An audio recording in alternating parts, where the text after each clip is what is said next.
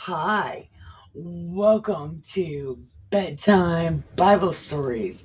How are you? Good evening. I am your personal pretend prophet, your narrator through this here journey of Das Bible, where we take our pills, we pack our bowls, we get comfy, then we get our bedtime beverage and enjoy a fucking story. So, we are on Matthew 28, the last chapter of Matthew.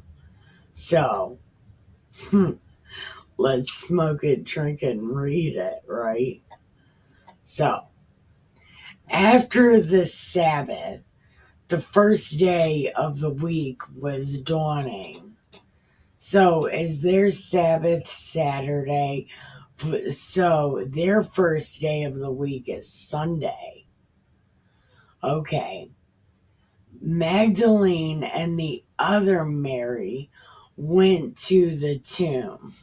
Okay, so who was the other Mary? The other Mary was James and Joe's mom. And we don't know who James and Joe is. And suddenly, there was a great earthquake. Okay, we got to remember this part. We got to take notes. Okay. There was a great earthquake, and the angel of the Lord, descending from heaven, came and rolled back the stone and sat on it. Okay. The rolled, rolled stone. Because isn't in the stories, all of the stories, it's always blowed out, right? It's like God came, or Jesus came walking out after he blew up the stone. Anyway, I know this rolled stone, okay? His appearance was like lightning, and his clothing as white as snow. For fear of him, the guards shook and became like dead men. So they wasn't dead. But the angel said to the women, "Do not be afraid. I know why you're here. Jesus. And he's gone. He has been raised. And as he said, come see the place where he lay. And then go find naked zombie Jesus. Because, his disciples need to know. Because y'all need to go to Galilee. So, I'm telling you, go find naked zombie Jesus."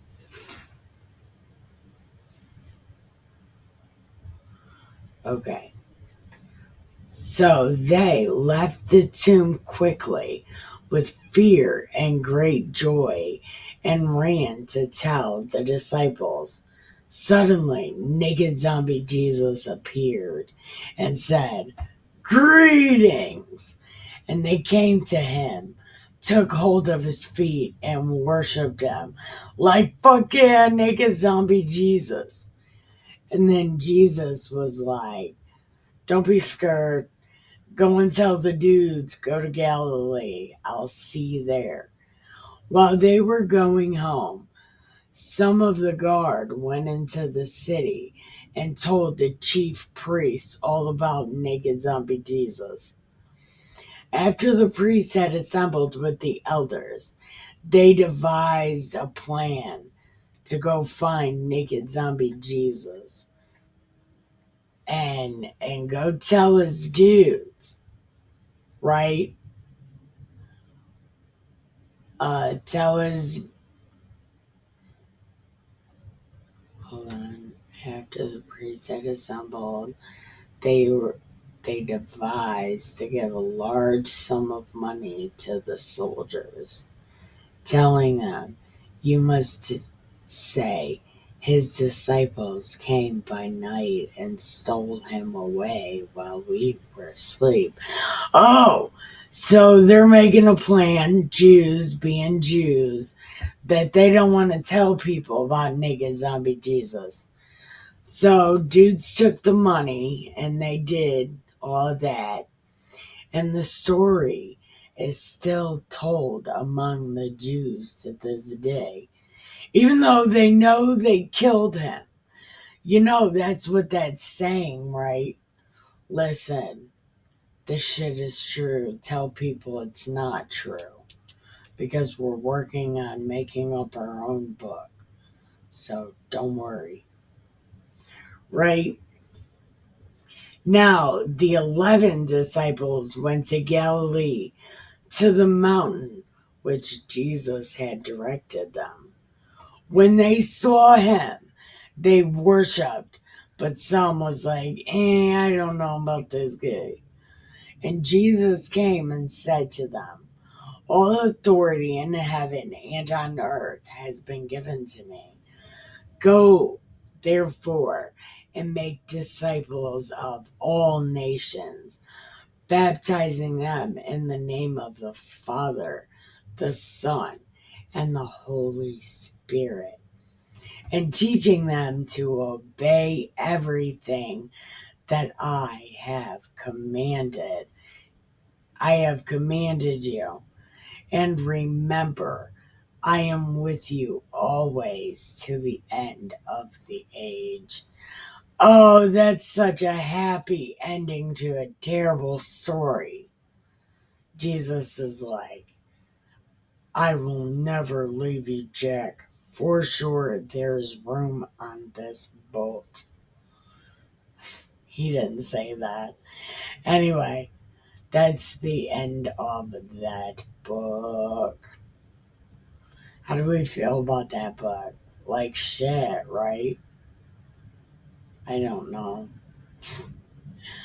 I mean, I guess there's not as many things to look at as like people say it's full of it. I guess not so much, right? But I guess judging here by the end, that's purposeful. Like they're like, we know we did this, please try to cover it up. And Jews still try to cover it up. That's some shit though, for real. Because they admitted in this book, like right here at the end. I don't know. I suppose you can believe what you want to believe, right? But this book says you should probably believe uh, in God. I guess, that's what it says. But anyway, uh, thank you for watching the end of this book. Tomorrow, we're going to be back with the beginning of Mark. But I do think I want to read the introduction. You know what? Why don't we just fucking do that right now? Because I'm an asshole. Hold on. Oh, what the shit? Yeah, we're gonna read. We're gonna read the introduction to Matthew. So, listen. The introduction to Mark. I am gonna pause it right here, right? And pack one of these bowls. So, if you need to pause it right here. And I will be right here when you get back because I'm about to pause it. Right? So, you can pause it. Pack one of my bowls up here. We're using the Mother's Day bowl, but it keeps getting clogged. So, we might be trying the blue bowl. I don't have any papers, so we can't roll a joint, but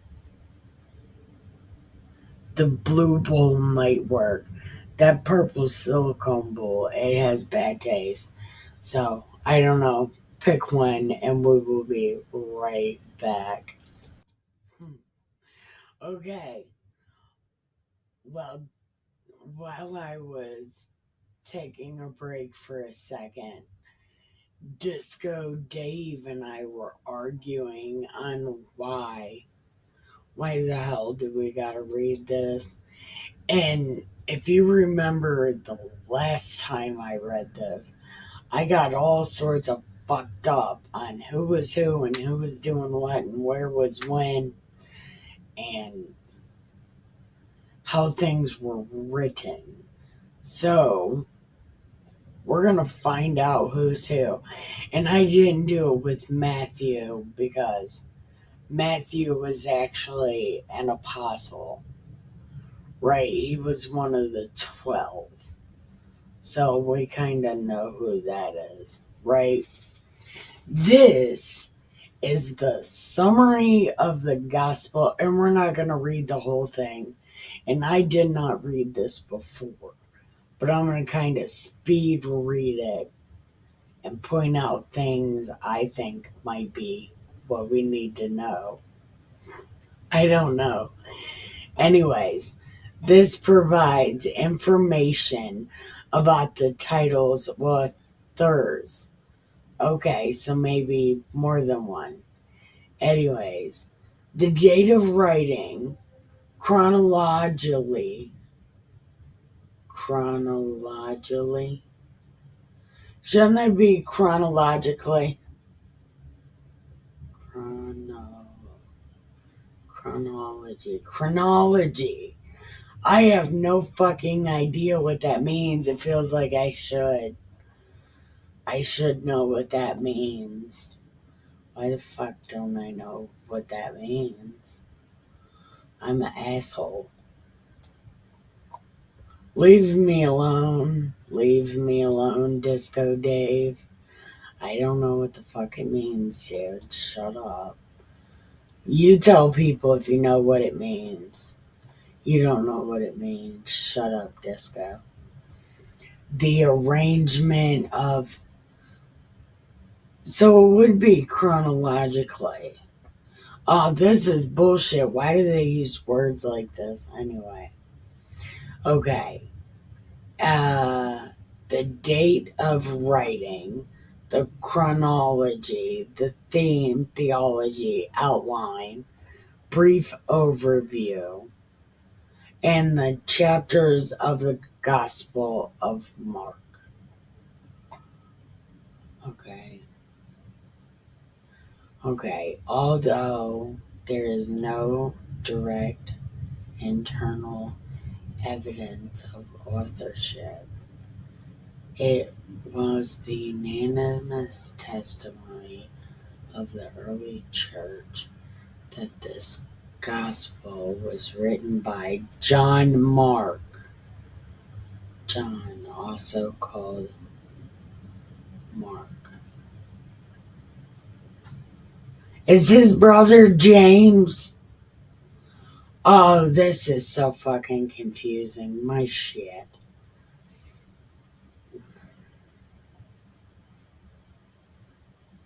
Who quotes him even earlier? Mark was a close associate of Peter, who was Simon. This tradition did not come to Mark as a finished sequential account of the life of the Lord as the preaching of Peter. What the fuck? Hold on. So, Mark was an associate of Peter. He received the tradition of the things said and done by the Lord. Oh, so this is another unofficial biography. I've read a lot of those unofficial biographies about Peter Steele. It was a long time ago. Anyway. Okay. So it did not come to Mark. Okay. So another unofficial biography about Jesus. But it's like what Peter said. So most of what these books are written by Peter. Listen. But Jesus did say on Peter's faith he will build this church. So I suppose that's what that meant. Because Peter didn't go to heaven. Okay. Preaching directed to the needs of early. Okay, so it's a narrative. Okay, so this Bible is Jewy. So it it's specifically directed toward the poor. So that's good. And Mark accurately preserved this material.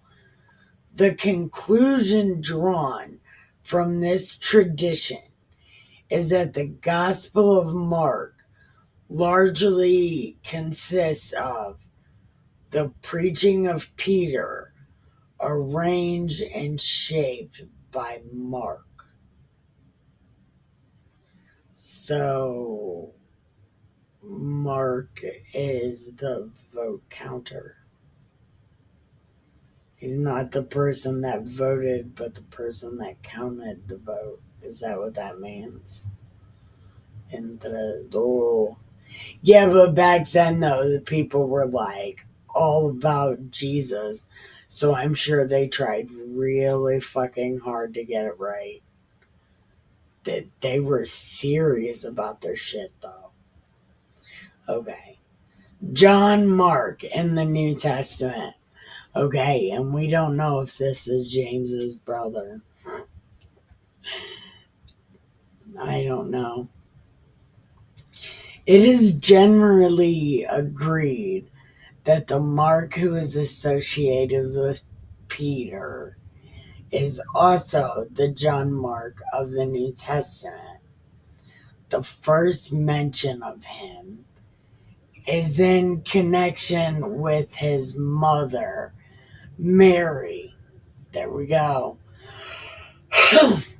Who had a house in Jerusalem that served as a meeting place. When Paul and Barnabas returned to Antioch from Jerusalem after the famine visit, Mark accompanied them. Next appears as a leper to Paul and Barnabas on there. So Mark ended up a leper. No, helper. Why can't I read? Listen. So Mark is a helper. So he's a evangelist helper, I guess. But he deserted them at Perga to return to Jerusalem. Paul must have been deeply disappointed with Mark on this occasion because Barnabas proposed taking Mark on the second journey, and Paul was like, fuck no. Okay. Barnabas took Mark, who was his cousin. No further mention is made of them in Acts. Mark reappears in Paul's letter to the Colossians. Paul sends a greeting from Mark and says, "You have received instructions about you. He comes to welcome him." At this point, Mark is apparently beginning to win his way back. By the end of Paul's life, Mark had fully regained Paul's favor. I thought he died, though. Well, we haven't got that far, Nikki. Shut the fuck up. Mark's major sources have suggested Mark may have been composed in the 50s or 60s.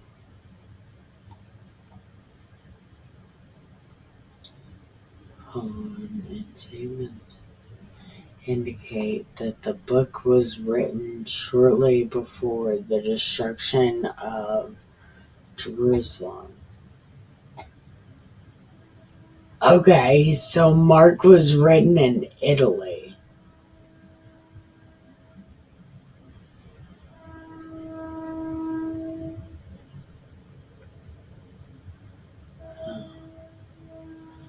Peter is all over. Peter was in Rome during List and murdered there.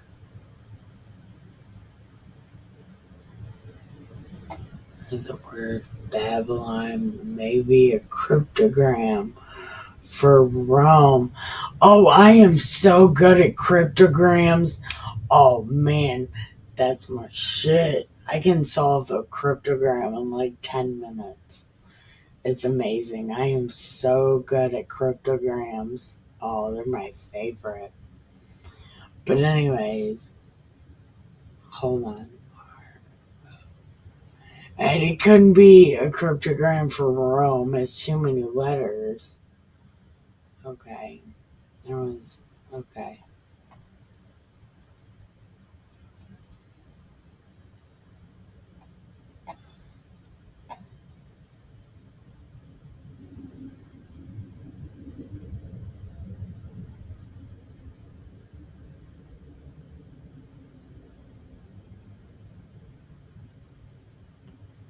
On these scenes. Okay, so he was looking to die. So he wanted to go out in a blaze of glory. I'll explain almost immediate acceptance. Dissemination. Okay. So another one that wants to die and goes and does something great instead. That's crazy. Subjects of special concern to Roman believers. Hey, okay, so everybody loved his shit.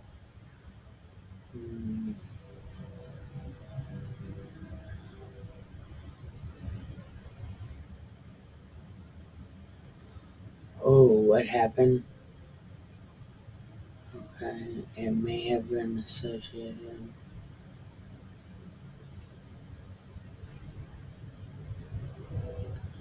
Oh, look! I don't think I've ever heard that. The famous fire of Rome, probably set by Nero himself, but blamed on the Christians. Wow. Resulted in widespread persecution. Even martyrdom was not unknown among Roman believers. Mark is writing to prepare his his readers for such suffering by placing before them the life of the Lord. There are many references. Okay.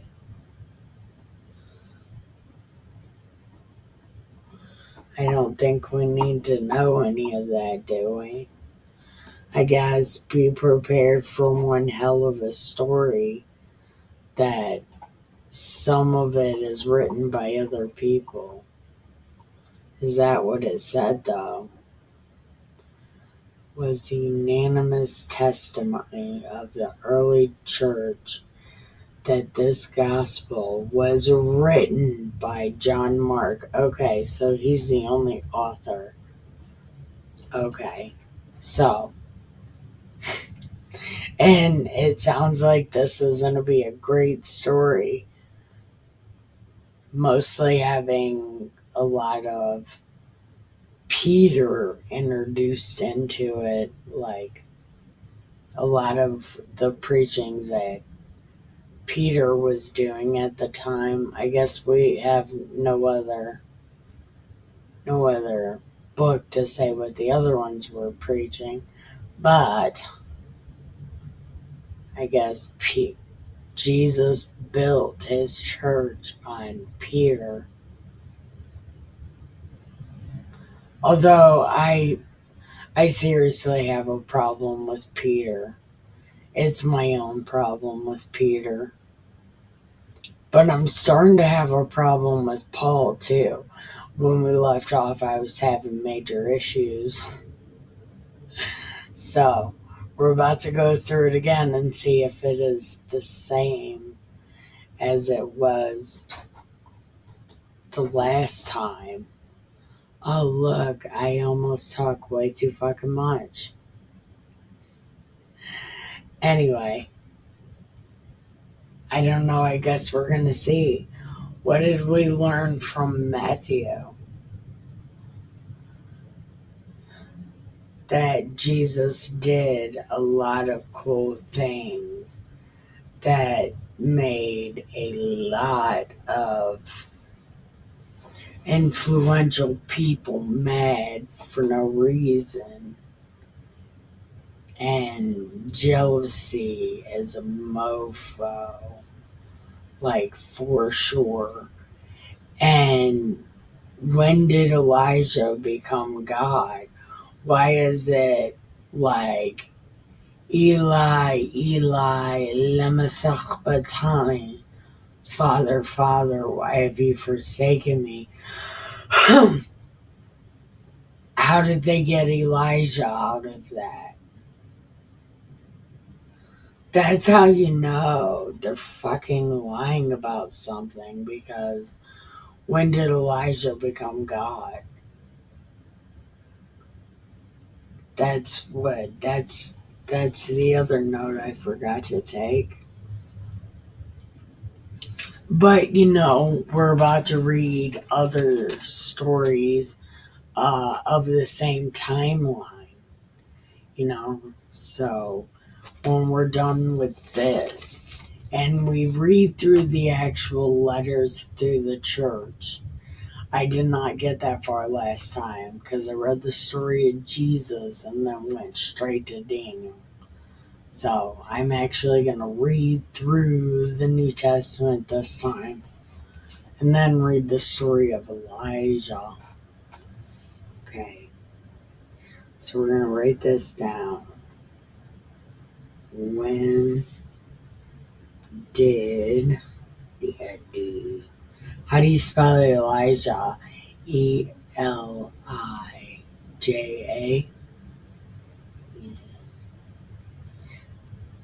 And if I remember that story correctly, that is a great fucking story, and it doesn't say anything about Elijah being God, or like, I don't remember if he went to heaven alive or not. I don't think he did.